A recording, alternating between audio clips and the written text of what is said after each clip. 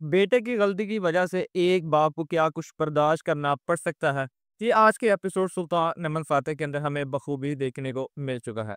जहां पर सुल्तान महमद फातेह किसी एलची की कोई भी बदतमीजी बर्दाश्त तक नहीं थे करते, हत्ता कि कोई हल्की सी भी बात करता था उनके उल्ट जाकर वो उसका सर वहीं पर कलम कर देते थे।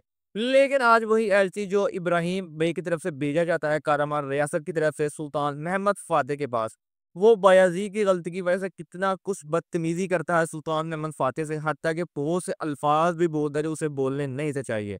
जहाँ पर महमूद पाशा भी उसे बावर करवाते कि तुम एक सुल्तान महमद फ़ातेह के सामने खड़े हो, ना किसी आम शख्स के सामने।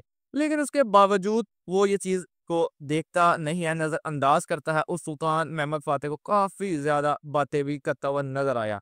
लेकिन सुल्तान महमद फ़ातेह ये सब कुछ बर्दाश्त करते हैं क्योंकि वो नहीं थे चाहते कि 2 तुर्क रियासतें आपस में टकरा जाएँ, भाई और भाई एक-दूसरे के खिलाफ हो जाएँ और हमें एक-दूसरे की जान लेना पड़ जाए। लेकिन फिर एपिसोड के इख्तिताम के ऊपर इसका सॉफ्टवेयर अच्छी तरह से अपडेट कर देते हैं सुल्तान महमद फ़ातेह कि एक इंसान को इतना ही बोलना चाहिए जितना कि वो बाद में बर्दाश्त भी कर पाए। और साथ ही साथ फिर इस एपिसोड के अंदर बायज़ीद का सॉफ्टवेयर भी अपडेट कर दिया गया है सुल्तान महमद फ़ातेह की जानिब से। यार इसके जो 14 तबक थे वो रोशन कर दिए गए हैं, जहाँ पर एक सीन के अंदर सुल्तान महमद फ़ातेह उसे मारना तो नहीं थे चाहते, लेकिन ये बावर ज़रूर उसको करवा दिया कि अगर आज के बाद तुमने ऐसी दोबारा को गलती की, तो तुम्हें मौत का सामना करना पड़ सकता है। और साथ ही साथ तुम्हारी मौत के ऊपर मुझे भी कितना ज़्यादा गम होगा, कितना ज़्यादा दुःख होगा, वो भी तुमने देख लिया अपनी आँखों से कि तुम्हारी एक गलती की वजह से क्या कुछ हो सकता है। तो इस सारे वाक़ये के बाद अब बायज़ीद जो अपनी गलतियाँ नहीं दोहराएगा, अब वो सुल्तान महमूद फ़ातेह का जो भी हुक्म होगा, जो भी उसको फ़रीज़ा सौंपेंगे उसी के ऊपर अमल करता हुआ नज़र आएगा। और साथ ही साथ आज के एपिसोड के अंदर हमें इक़्तिदार की जंग देखने को मिली। जहाँ पर हमें ये चीज़ देखने को मिली, जहाँ पर बहार ख़ातून जब पाया-तख्त के अंदर आती हैं, वहाँ पर गुलशा सिर्फ़ ऊपर से ही उनके साथ देती हुई नज़र आ रही होती हैं कि सुल्तान उसे माफ़ कर देंगे, लेकिन वो अंदर से यही चाहती थी कि बायज़ीद यहाँ पर मर जाए, ताकि जो उसका बेटा मुस्तफ़ा है, उसका रास्ता साफ़ हो जाए और अगला सुल्तान मुस्तफ़ा बन सके। यानी एक इक़्तिदार की जंग शुरू हो चुकी है इस सीरीज़ के अंदर और हमें वो बहुत ज़्यादा तादाद के अंदर अब देखने को मिलेगी। इसी के साथ-साथ जैसा कि यनिचेरी के अंदर भी 2 ग्रुप बन चुके हैं, एक शहज़ादा बायज़ीद को पसंद करता है तो दूसरा शहज़ादा मुस्तफ़ा को। जहाँ पर आज के एपिसोड के अंदर खुर्शीद-उन और ज़ैनुल आगा भी एक-दूसरे के साथ काफ़ी ज़्यादा बहस करते हुए नज़र आए। हत्ता कि खुर्शीद-उन ने उसको थप्पड़ भी मार दिया इस बात को लेकर कि जहाँ पर ये बात कर रहा था कि हमें सियासत की बात नहीं करनी चाहिए यनिचेरी के इस घर के अंदर, लेकिन वो सीधा-सीधा उसको टारगेट कर रहे थे शहज़ादा बायज़ीद को, जहाँ पर शहज़ादा बायज़ीद खुर्शीद-उन काफ़ी ज़्यादा उसको पसंद करते हैं। वहीं पर जो थे शहाबुद्दीन पाशा और महमूद पाशा भी आमने-सामने नज़र आए। उसके इक़्तिदार की जंग के लिए एक शहज़ादा बायज़ीद की तरफ था, दूसरा शहज़ादा बायज़ीद के खिलाफ था। इसी के साथ आज के एपिसोड के अंदर एक और हमें चीज़ देखने को मिली, वो थी व्लाद ड्रैकुला की।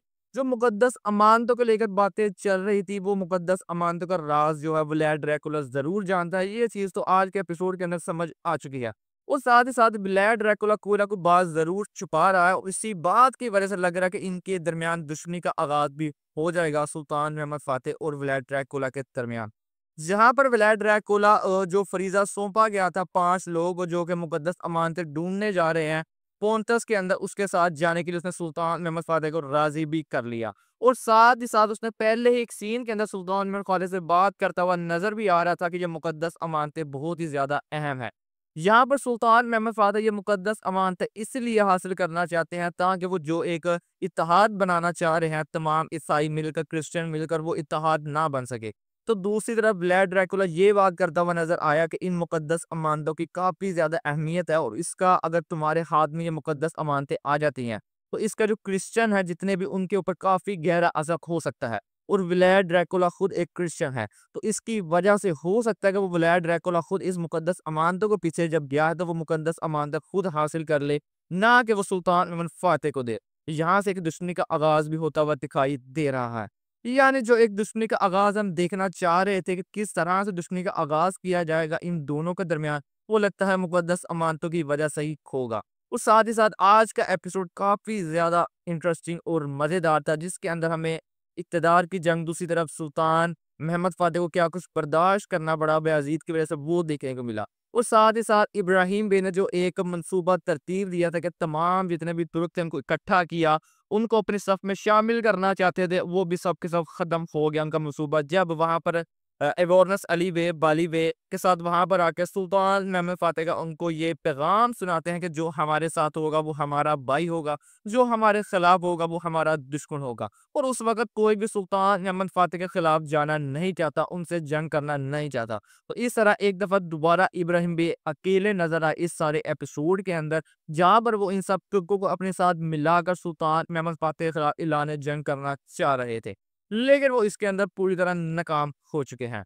और इसके आने वाला एपिसोड इससे भी ज़्यादा इंटरेस्टिंग होता जाएगा, जैसा कि स्टोरी जैसे-जैसे इस सीरीज़ की आगे बढ़ती जाएगी, हर आने वाला एपिसोड पिछले एपिसोड से ज़्यादा इंटरेस्टिंग और मज़े का होने वाला है। आज की वीडियो में बस यही था, मिलते हैं आपसे नेक्स्ट वीडियो में।